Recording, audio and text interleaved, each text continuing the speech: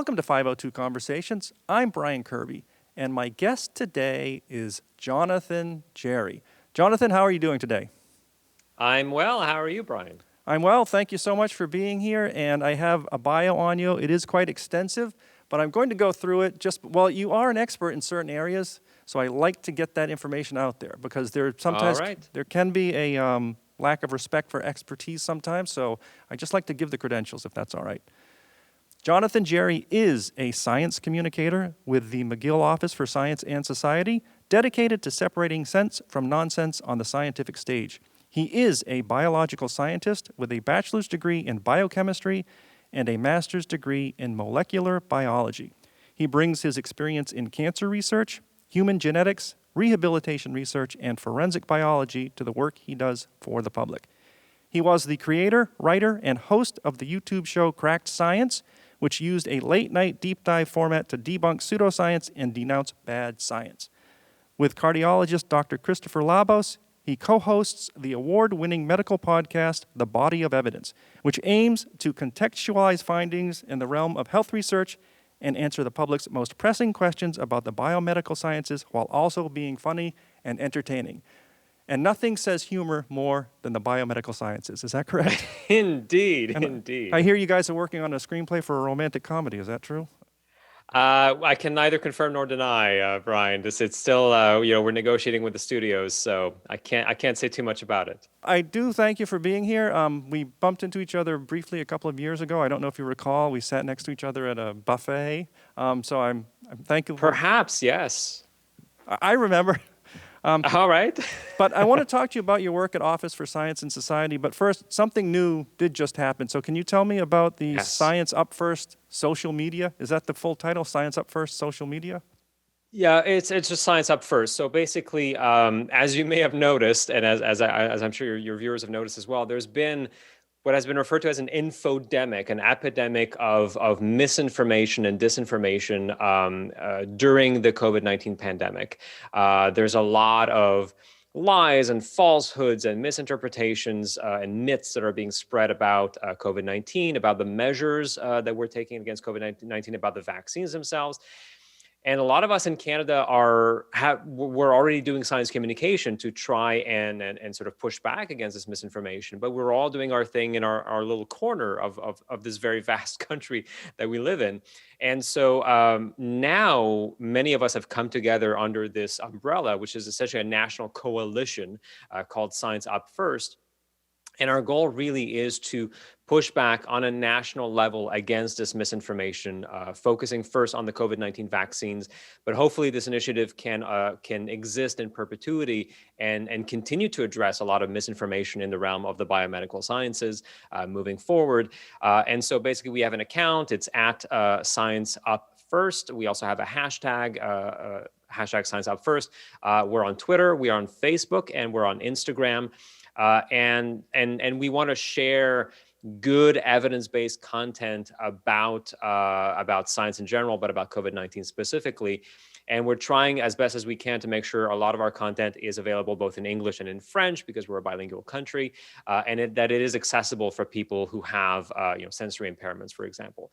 So that's the idea. So all of us, we're doing our little work in our little corners, and we are coming together as a coalition to hopefully, get Canadians to figure out what is true and what isn't, and to act as a bit of a beacon for good information online. And because it's on Facebook, it's also national. So I'm sorry, it's international. So anybody from the United States can log on and check out what you're doing as well. I did mention you're from McGill. You are in Montreal, Quebec right now, and yes. So there is a misinformation infodemic across the border of the United States as well. And I think sometimes people think that Canada is our completely liberal neighbor to the north. Well, I mean, I would say broadly that the same problems that you are tackling in the United States, we have just to a much lesser degree.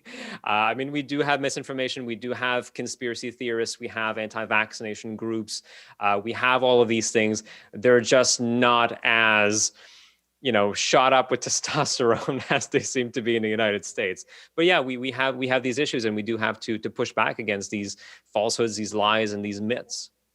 I did mention in your biography what you do for the Office for Science and Society at McGill University. So before that, what's the rest of your bio about?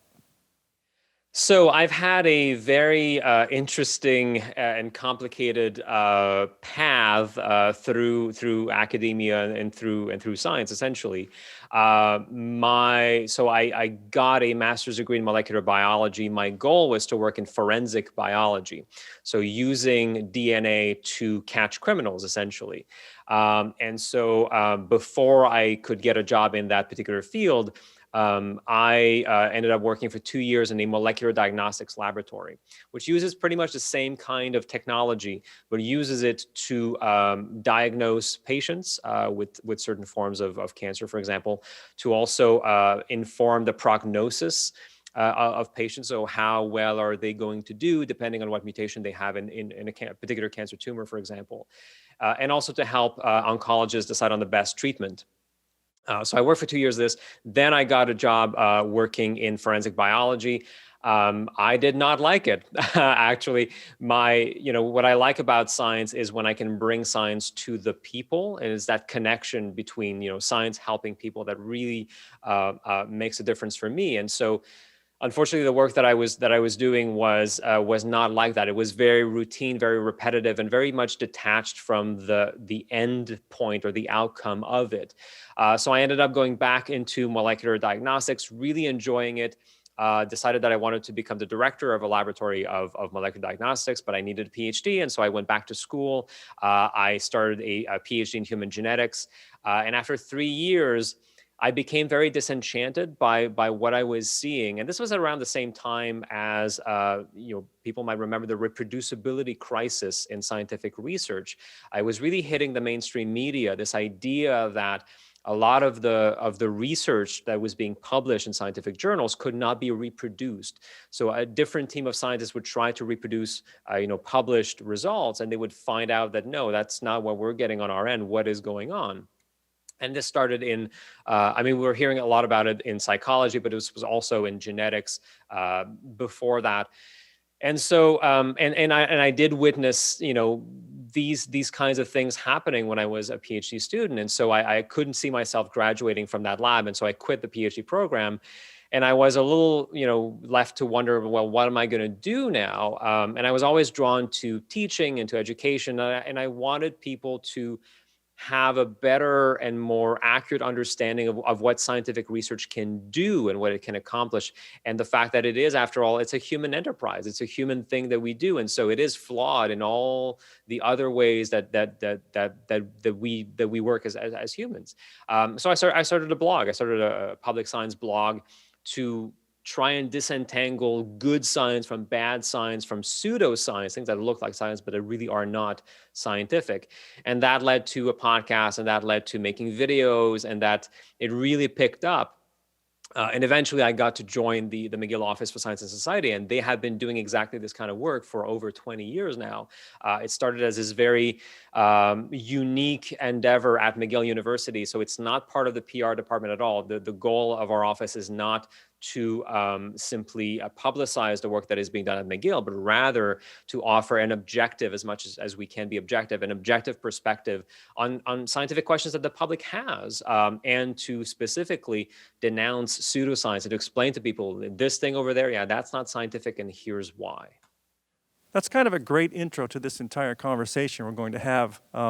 But I must say, I'm struck because you were 3 years into a PhD program, and you might be the only one I know that hasn't been trapped by the sunk cost fallacy. Right. I mean, it's just finish it out. So that's very impressive that you were able to make that decision and not look back at it and say, no, I'm just going to finish this out even though I'm miserable because I'm this far into it. So congratulations to you. Thank you. Yeah, I mean, for viewers who don't know, the sunk cost fallacy is basically this pernicious bad argument where you think to yourself, well, I can't quit now. I've invested so much time and so much money into something. But of course, if that thing is making you miserable, or if it's going to cost you even more and you're not going to get the value that you wanted to get out of it in the end, you will just sunk more and more money into it. You might as well just pull the plug. And so that is what I did. And I don't regret that decision at all. And things ended up working quite well for me. And there are quite a few people who do become a little disillusioned with grad school, in scientific research, and who end up leaving. And the thing that we have to remember also is that still to this day, I think to a large extent, when you go to university to study science, the end goal that you are often shown or sort of touted is the idea that you will become a principal investigator. You will open your own lab in a university and you will start to do research. But there are so many students going into these fields and so few positions as professors that most of us will not end up being tenured professors at a university. So we have to think about other ways in which we can use what we have learned as scientists. And science communication is really gaining in importance. I think more, especially now with the pandemic, people are realizing we need good science communication. The thing is, who is going to foot the bill for this? Who is going to pay for us having good science communicators? So that's also an issue that we're facing right now. A lot of the people that are part of this Science Up First coalition, they're doing science communication on the side. I mean, they have other jobs and they're just doing this as a hobby because they feel it's very important. That's what I did for many, many years as well. So hopefully we can see more resources injected into science communication because we really need this. Let's talk specifically about you and science communication. And I know you're not supposed to put more than one question out there at a time, but I want to so you can digest it and answer fully. One question is, how do you choose a topic? And then after you've chosen a topic, do you go into it as an investigator to find out what happened? Or do you already have a pretty good idea that there's something you want to debunk there? So have you ever had Joe Nickell on the show? No. No, okay. So for your audience who might not be familiar, Joe Nickell is this very famous paranormal investigator, the right breed of paranormal investigators, because he goes at this with a very science-minded perspective. He has yet to find proof of a ghost ever, but I got to chat with him on a few occasions in the past. He's a wonderful storyteller, and something that he told me really stuck with me, which is that he doesn't like to be referred to as a debunker. And it would be very easy to give him that label because he goes to so-called haunted places and he investigates them and he tries to, and his conclusion always seems to be, well, doesn't seem like there's a ghost here. Here's what I think really happened. And so it's very easy to sort of label him as a debunker, but he says he doesn't like that label because it makes it sound like he goes to a haunted place with the conclusion already in his brain that there's no ghost, and I'm just going to show them that there's no ghost. Whereas what he does is he is an investigator. He goes there and he gathers all the facts that he can. He tries to be as rational, as objective, as logical as he can be, and he draws the best appropriate conclusion based on the evidence using Occam's razor, which is make the fewest assumptions possible, and that's usually the best conclusion that you have. And so I kind of see myself in the same kind of light. I think that what he told me really stuck with me. And I don't go into alternative medicine, for example, with the idea that I'm going to be debunking this and showing people that it's wrong. No, I really want to investigate this. I really want to know what the evidence shows. And I think, certainly I hope that if I can convey this way of working, this methodology in my writing, that the readers will appreciate that I'm not just trying to pop balloons and be this kind of smug skeptic. I'm really looking as best as I can, as objectively as I can, at what the evidence has to say before I make my conclusion. So to answer your previous question of how do I choose the topics, it's complicated. I try to, look into things that are topical to a certain extent. I also try to highlight interesting things about molecular biology and human genetics. I just wrote an article about twins, about so-called identical twins, which, as it turns out, they're not identical. I mean, many pairs of twins, of so-called identical twins, have mutations that are different between them. So even this idea that, identical twins share the entirety of their DNA is usually not true. And they differ also in epigenetic ways as well. So those things I think are quite interesting. But also it's a lot of very practical questions that sometimes people have. I looked into humidifiers recently because somebody had told me that there's just no data on humidifiers. We don't even know if they work. And as I really went down this little rabbit hole, I found out things that really changed my own behavior. I used to have an ultrasonic humidifier. I no longer use it. I'm going to throw it out because it releases all of these minerals from the water that we breathe in as these small particulate matters. And it's unclear at this point if this has an impact on our health or not. It may not. It may. So upon looking at this, I decided I'm going to stop using this particular type of humidifier. And then the other type of thing that I try to write about is sort of immersing myself in the world of what we would call quacks or charlatans, pseudoscientists, pseudo doctors, health gurus. And I try to use them as case studies because I think that, so it's one thing to just, point a finger at them and mock them or say, well, this isn't true, this isn't true, this isn't true. But I think that a lot of them can be used as case studies to show the public something that they have and that a lesson that can be learned, and you can apply it to other people in that field. Recently, I wrote about Dr. Christiane Northrup, who's an OBGYN who is very anti-vaccination and who has really, in my opinion, gone off the rails during COVID. And she's making these videos in which she's endorsing all sorts of magical thinking. And what I find fascinating about her is that she basically seems to think that analytical thinking of the sort that skepticism promotes is bad, and intuition is where truth lies, that we should rely solely on our intuition. So by writing about her, by highlighting that, I can hopefully show to people, a lesson in critical thinking that, if you rely on your intuition, you will start believing all sorts of things, including that you are the reincarnation of somebody who was once living on the lost continent of Atlantis, upgrading DNA, as she says. Whereas actually what you want to do is slow down and think in a more critical and analytic way. So it's all of these things, and of course the public sends us questions as well. We have a website at mcgill.ca/OSS, and people regularly send us questions there. And if it's a question that we feel would be of a larger interest, then I look into it and write something up. I want to follow through on something. You just mentioned Dr. Christiane Northrup. She is a doctor, a medical doctor.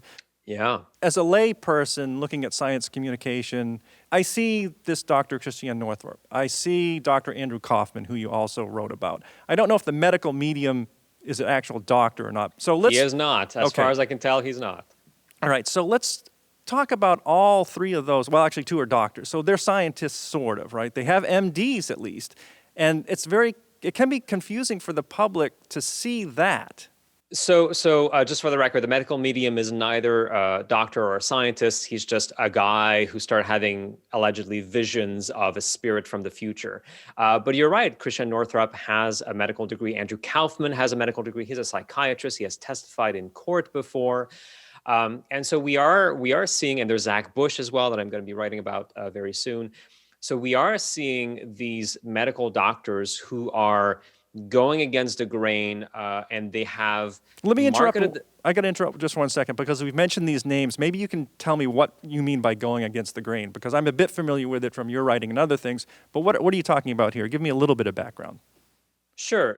COVID-19 has really acted as a bit of an unveiling kind of event where you realize that some people have very bizarre notions about disease, about health measures and what have you. And Christiane Northrup and Andrew Kaufman have been going against the grain in the sense that they have been very vocally opposed to public health measures against COVID-19. So COVID-19 is a very real disease that is caused by a very real virus. We know how it spreads. We are starting to have treatments for it. We now have vaccines that are very slowly being rolled out. But throughout this pandemic, there have been, again, a small minority of medical doctors who have disbelieved this entire thing. They have latched onto grand conspiracy theories that this entire thing has been planned from the start by authorities. In fact, Dr. Christian Northrup was the one who gave a lot of visibility to this now infamous video called Plandemic by Mickey Willis, because she posted it on her very popular Facebook page, and that gave it a lot of visibility. And so they have latched onto these very bizarre grand conspiracy theories.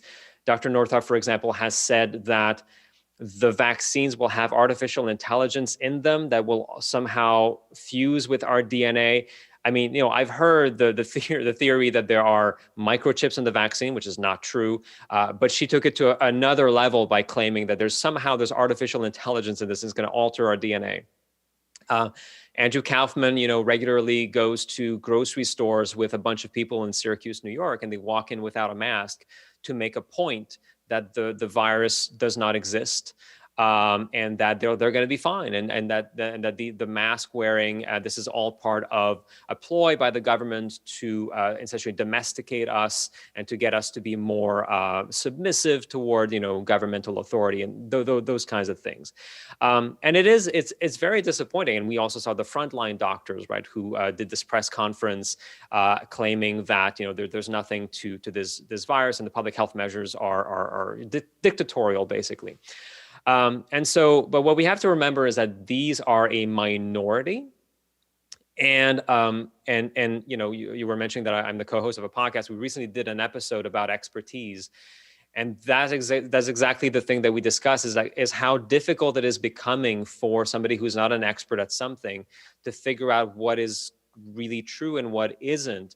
But in the case of COVID-19, again, there is a scientific consensus that has emerged. Now, there is no one website where we can go and sort of Google that scientific consensus per se, but it comes out of public health agencies, it comes out of universities, it comes out of associations of professionals in that field, of specialists, where you can get good information. But you will always have this breed of contrarians and sometimes even outright denialists who will come in and say, no, this is all wrong and here's why. And so, we have to remember that social media tends to exaggerate how common these voices are because they are loud, because they are very seductive, because in the middle of a pandemic, we're all, feeling a bit of anxiety, and we want to regain control of our lives, and we want to have clear-cut answers, and these people seemingly provide that. And so their voices will appear to be louder than they really are in terms of the actual scientific debate, if there is even such a thing. This kind of leads into your tips for better thinking, I think, because in your writing, you've actually carved out a separate theme of articles, tips for better thinking. So let's talk about that a little bit, because what you're talking about now kind of leads into some susceptibility I might have myself, where it's a lot easier to remember or latch onto a good story than good science. It just sticks with you. So like if your grandfather has arthritis and it's got this wave of pain where, it's pretty good in his knee. He's got arthritis in his knee. It's pretty good, but every 4 weeks it really builds up. And when it gets bad, he goes to his Reiki therapist and they do their little magic. And then a couple of days later, he feels better. I mean, I remember that story much more than I might the scientific basis behind it. What am I missing there? Yeah, so testimonials is something that we will always have to battle as skeptics, because our brain is just wired for storytelling. I mean, we have been storytellers since the beginning of language, of communication. And so our brain is very receptive to these kinds of stories, these anecdotes, especially when we know the person, right? Because it becomes very easy to mistake a correlation, two things happening around the same time, with a causation, meaning that one thing definitely caused the other thing. And when we go on the websites of these sort of alternative health gurus, there's usually a section that is dedicated to testimonials from people saying, oh, this person cured me of this, of that. And these things are just very, very superficially convincing to us, because again, our brain is wired for this. But we have to remember that these testimonials, they are what I call dirty data. So they appear to be data points, and they are to some extent, but they're not very reliable data points because there's just so much that was not controlled for in this little experiment in very large quotation marks that we can't really conclude much of anything. You mentioned the rising wave of pain and then going down again. So this is a phenomenon that is very well known. It's called regression to the mean, and basically it means that especially when you have chronic pain, you have a sort of average value of pain, if you will, if you were to plot this on a graph. And there are days when your pain levels go above that average and others when it goes below the average. And so when you reach that peak, high pain level there, you can only go down. You can only regress back to the mean unless your condition is progressing in some way and your pain is just going to get worse and worse and worse. But when it comes to chronic pain, usually no, it just regresses back to the mean. And so what are we going to do when our pain gets very bad is that we usually reach out for some kind of relief and some kind of treatment. And there are tons of them that are being sold in drugstores, and many of them don't really work. And so whatever we do, even if we do nothing, our pain is going to go back down to that average level. And so we will experience a reduction in our pain, which we will, of course, attribute to this thing that we did. We went to see a Reiki specialist. We applied this particular ointment. We took this homeopathic tablet. And so that is why we start to feel better. But in actuality, if we were able to split the space-time continuum, and if we were able to create an alternate universe at that point, one where you go see your Reiki specialist and one where you don't, you would see in both of these universes that your pain levels, the day after would be exactly the same.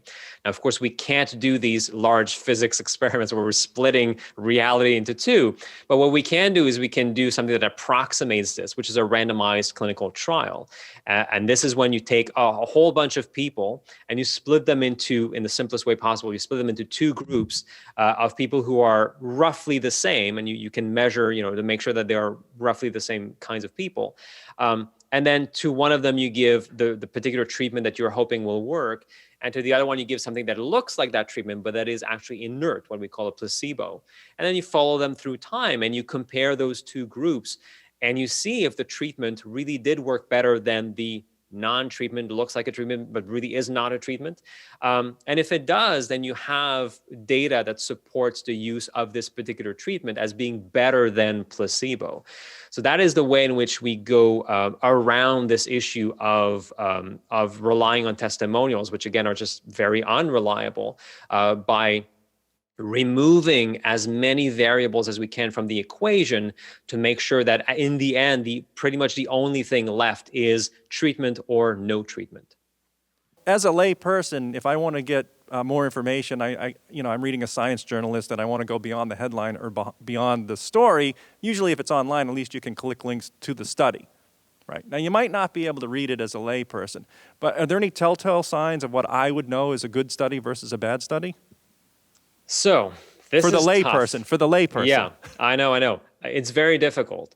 And you mentioned usually if it's online, there's a link. There might not be a link. And that's a problem with online journalism, is that often they will report on studies and they will not hyperlink to the study itself, which is maddening. Even for scientists who are looking for the study, you kind of have to play detective to figure out what study they're referring to. The study. Yeah. There's been a study. A study from this university just came out about this thing. It's like, okay, where is it? Can you link to it? Not yet. But anyway, if you can find the study and you have access to the study, first of all, it may be behind a paywall. And that's an issue in scientific research, which is traditionally scientific journals have supported themselves by selling the work of scientists back to scientists by saying, if you want to access this, you either need to pay for the paper or you need to have a subscription to our journal. There's a movement that's been going on for many, many years called open science, or open access, more generally speaking, where some journals will actually ask the published author to pay them a fee to make sure that the article is available to anybody. But anyway, let's say that you have the paper in front of you and you want to figure out if it's a good paper or not. It's very tough. It's very, very tough. It's becoming tougher because even for scientists in that field, it can be difficult. I mean, we see a lot of bad research getting published, which means that the peer review system, meaning other scientists looking at the manuscript and making comments on it, asking for clarifications, for correction of mistakes before it gets published, that system is not perfect, and it has never been perfect. It's better than not having it, and there are ways in which we can improve it, but it is not perfect because bad research keeps getting published. So for somebody who is not an expert in that field, it is even more difficult. Now, there are certain things that you can look out for. The most basic thing, of course, is that if this is supposed to be a thing that applies to human beings, is the study that is being shown as proof that it works, was this done in humans or not? Because often it's being done in mice, in rats and hamsters, sometimes in cells and petri dishes. And that is something that you can see fairly easily in the materials and methods section, or at the end of the introduction when they talk about what they're about to do. So that is something very, very basic that people can do. Because we are not giant mice, and so doing work in laboratory animals is a first step towards testing it in humans, just like the COVID-19 vaccines were tested in animals, and then you can test them in humans. But you can't just stop at animals and be like, well, there you go, it worked in our hamsters, therefore it's going to work in humans. So that's one thing. Another thing is that you can. One of the problems with research is that it is incentivized towards finding sexy, positive things. And when you do a research, when you do a particular study, and you're looking for something, if that something turns out to be negative, you may not stop there. Because it's the odds of getting published with a negative result are less than they are if you have a positive result, because unfortunately the entire scientific publishing world is skewed towards positivity and sexiness and new knowledge, and somehow knowing that something isn't true is not considered new knowledge yet. Anyway, and so what some scientists will often do is that they will test other hypotheses with the data that they have. And so the more hypotheses you test for in a particular data set, the more likely you are to find something positive by chance alone. Statistically speaking, it's going to happen. So you're going to end up with a false positive signal. So when you look at studies and they say, we tested for this and we tested for that and we tested for this and we tested this and that, and we ran this, and they ran tons of tests to look for different ways in which their particular drug, for example, might have an effect. And they tested this marker in the blood and this other marker in the blood and that marker in the blood and overall survival, but also progression-free survival and this and this. And it's a long list of things that they tested for. And they report that one of them turned out to be positive.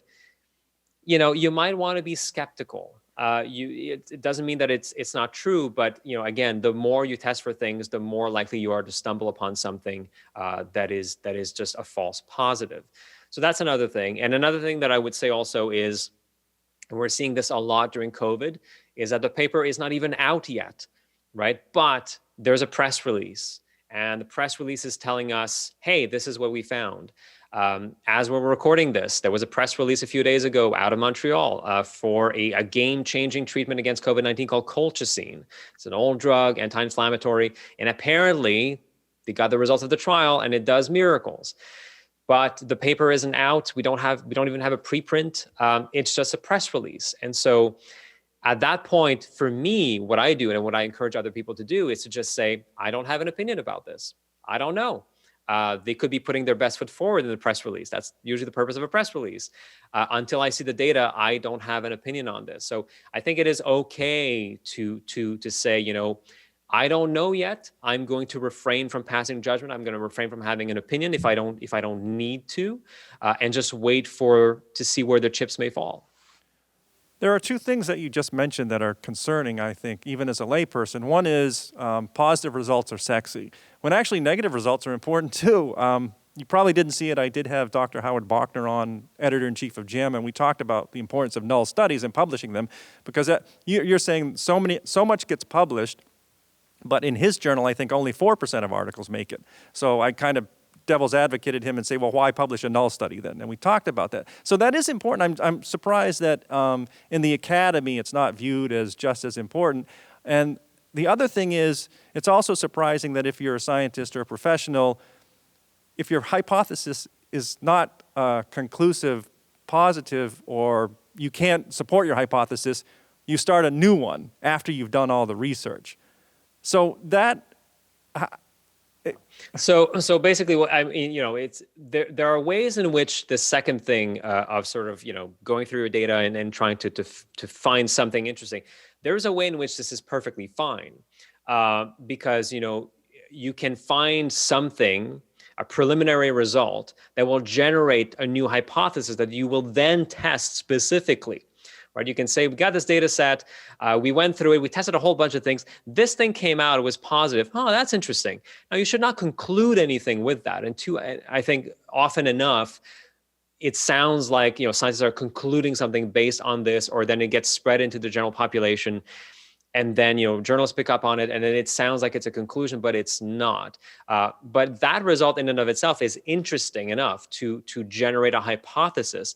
And then what you have to do is that you have to do a new study where you specifically test for this hypothesis with a new data set and see if the signal that you got out of the noise, if it really holds up in this new data set. You want to confirm this.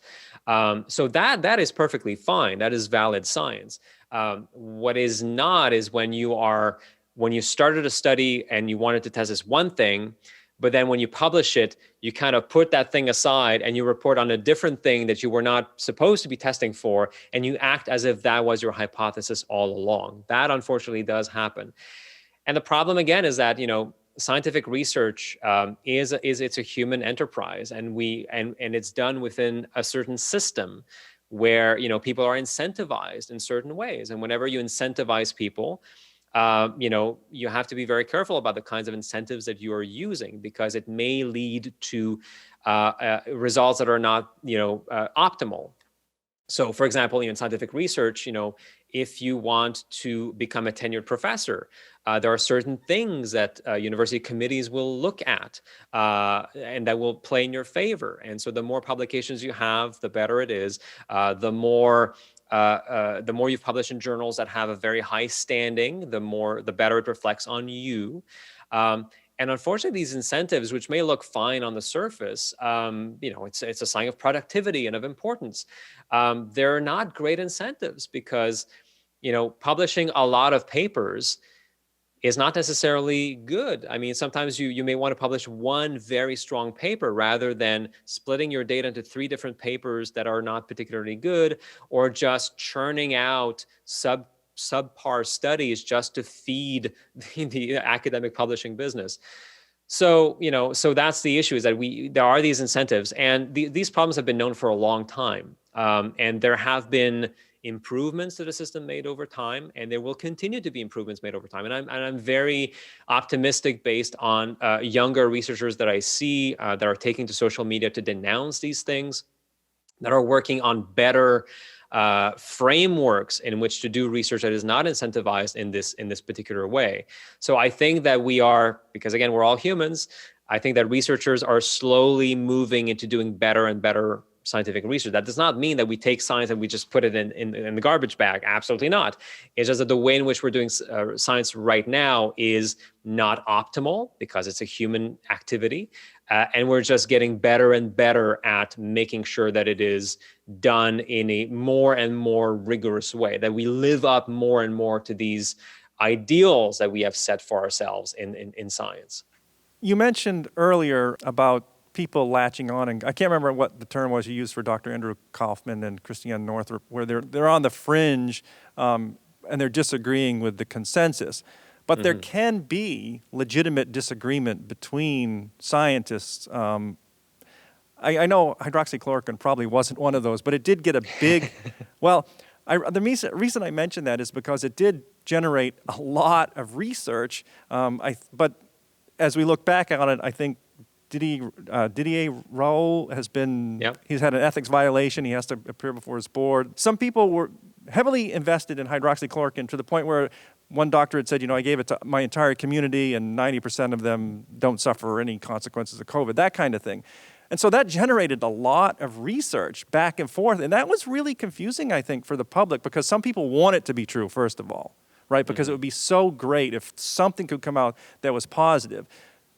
That really plays into how we read things and take notice of them, I think, because then you have more scientists saying, this is not possible, we'll do the studies, but we know it works in vitro. It hasn't worked for 7 other viruses we've tried against. There's a lot of problems here.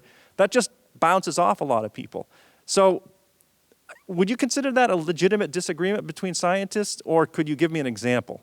I'm sorry for the long setup there. No. I mean, you're digging at something that I've also been confronting myself, because it is so, it's difficult to wrap your head around, what is a legitimate disagreement and what isn't.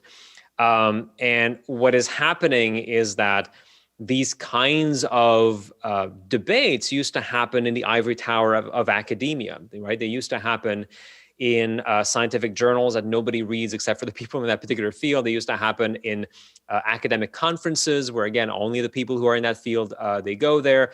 And then, you're giving your talk, and then there's a contrarian in the audience who goes up to the mic and asks you all these questions. But what they really want to do is talk about how you're wrong and they're right. And so these things used to happen in sort of these close quarters, and they used to resolve themselves there. But now, because we've got social media, and because we have incentivized scientists to be on social media, some of them have turned out to be quite savvy at this. And even without social media, there's television and there's radio and there's a newspaper.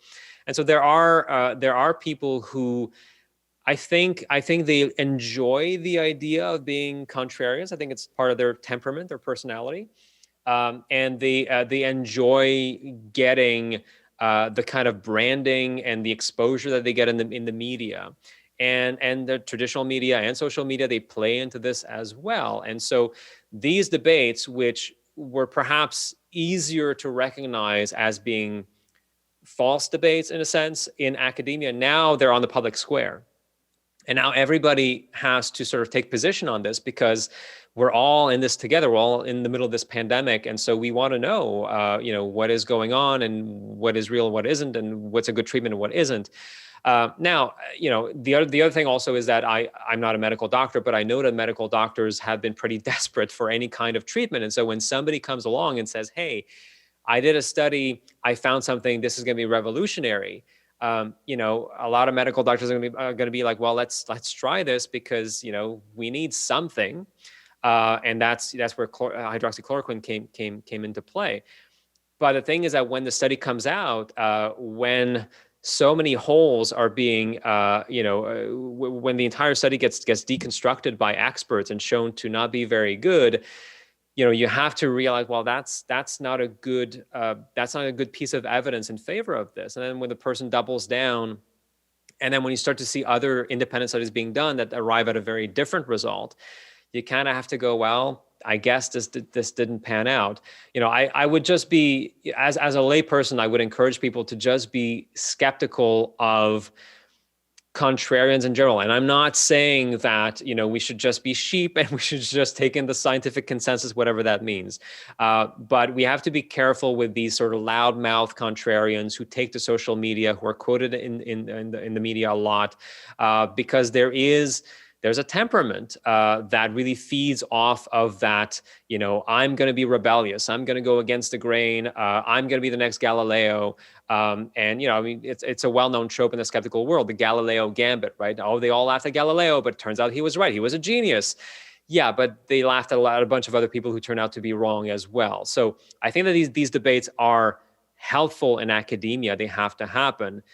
My concern is that they are bleeding down onto the public stage, and now people who have no expertise in this have to somehow have an opinion on this. And sometimes the best thing to say is to say, well, I don't know right now, or I'm going to turn into a source that I do trust. And hopefully things like the McGill OSS is something like that. Science Up First is something like that as well. But yeah, it's hard. Figuring out what's true and what's not is becoming harder and harder.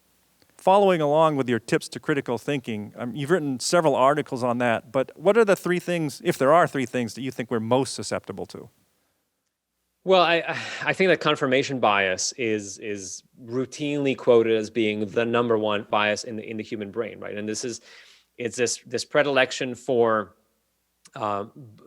believing things that we want to be true, latching onto evidence that agrees with us, with our pre-existing beliefs, putting aside things that disagree with us. And so that is something that we have to be aware of. Now, there's a book that Dr. Jonathan Howard wrote about sort of skepticism and evidence-based medicine as it applies specifically to medicine, and in which he goes over the evidence for training your brain into critical thinking and seeing if that works or not. And the evidence so far is not very encouraging. So it is the idea that just because you know about logical fallacies and cognitive biases and like the various ways in which your brain can misfire, just because you know about these things doesn't mean that in practice you will be very good at avoiding them. But I don't think that there's an alternative to that. I think that we just have to figure out better ways of training people and better ways to bring awareness to critical thinking in everyday situations. I don't know what that would look like, but we do have to learn about these things. We do have to learn about the ways in which very influential people will use errors in logic to convince us. I mean, you were mentioning three things: the appeal to nature.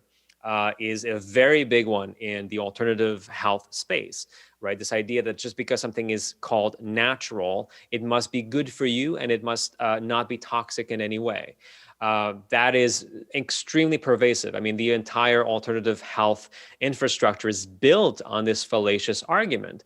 Because mercury is natural, and scorpion venom is natural, and getting eaten by a lion is natural. So there are all kinds of natural things that are not good for you, and there are many synthetic things that are perfectly good for you. So these things have to be tested for their safety, regardless of their provenance. And so we have to look for these kinds of arguments that talk about things being natural, being good for us.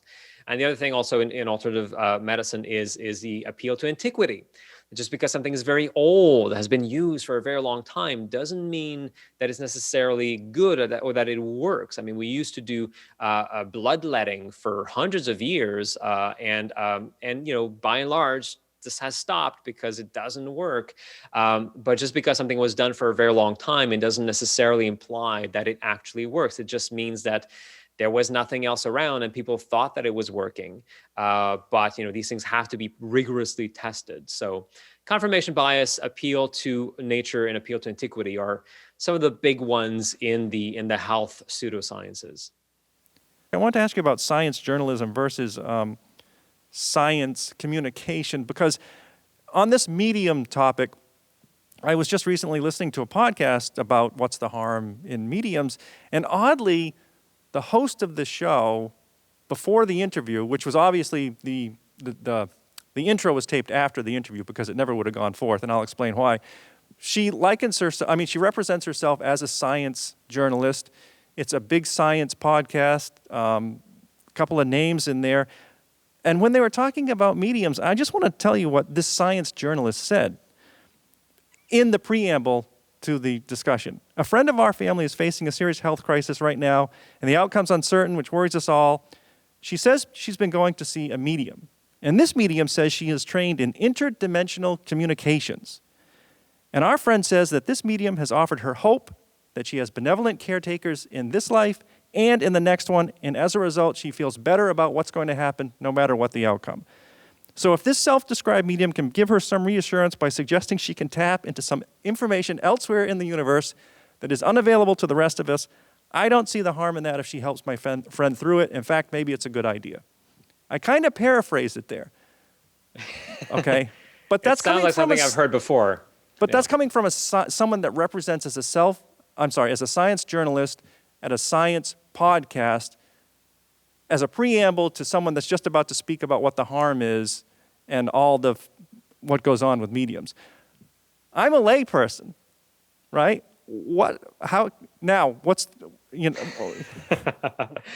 I'm sort of reminded also of there was an NPR piece about the interstitium. I don't know if you remember that particular story. I did see that. They also talked about acupuncture in that, like it was. Yeah. Okay. Like it was a thing, and we found a new organ in the body, and maybe that's how acupuncture works. Okay.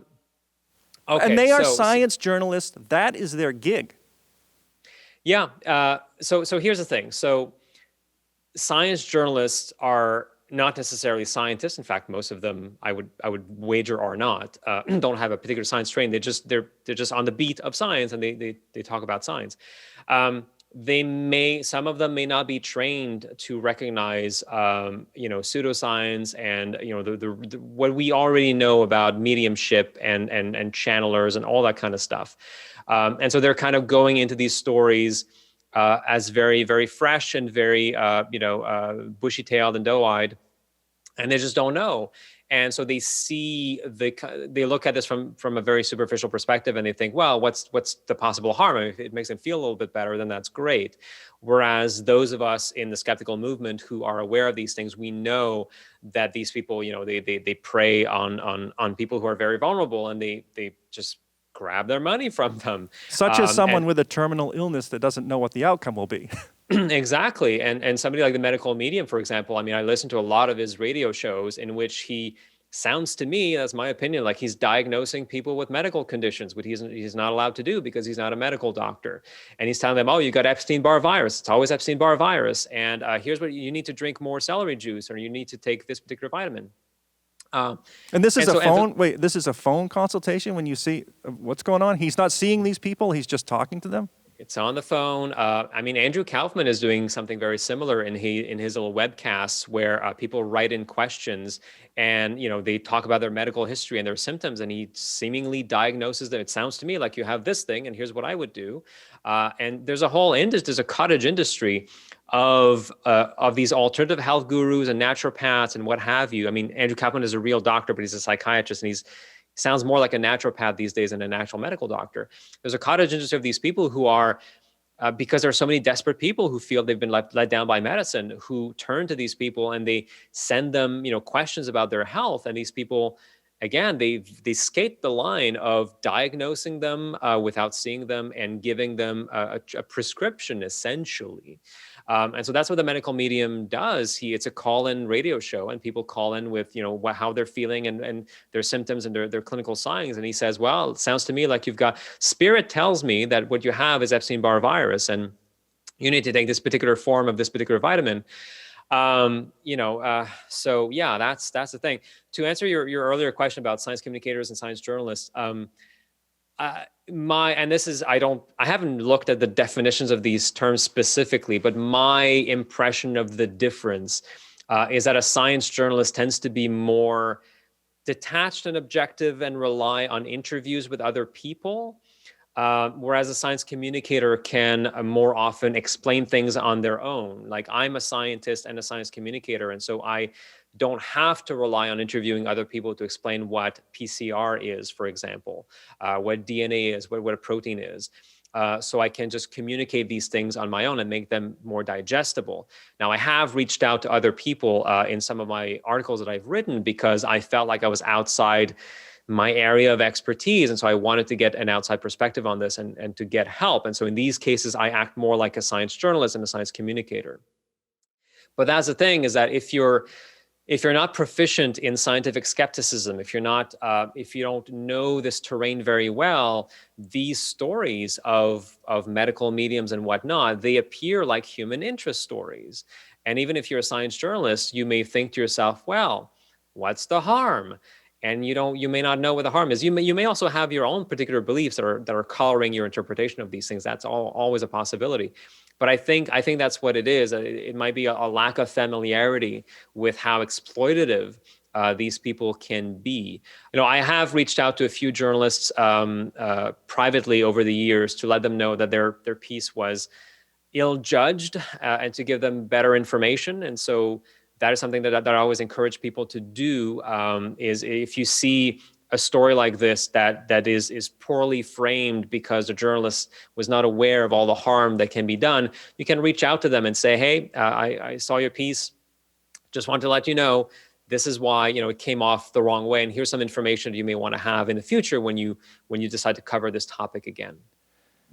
I was going to ask you if there are any really shorthand methods that the layperson can use, but I'll answer it myself. I think if someone tells you that they're relying on someone that's been trained in interdimensional communication, that's probably not science. I mean, it's not. I agree with you. The fact that it escaped that woman's mouth, I just don't get. So, okay.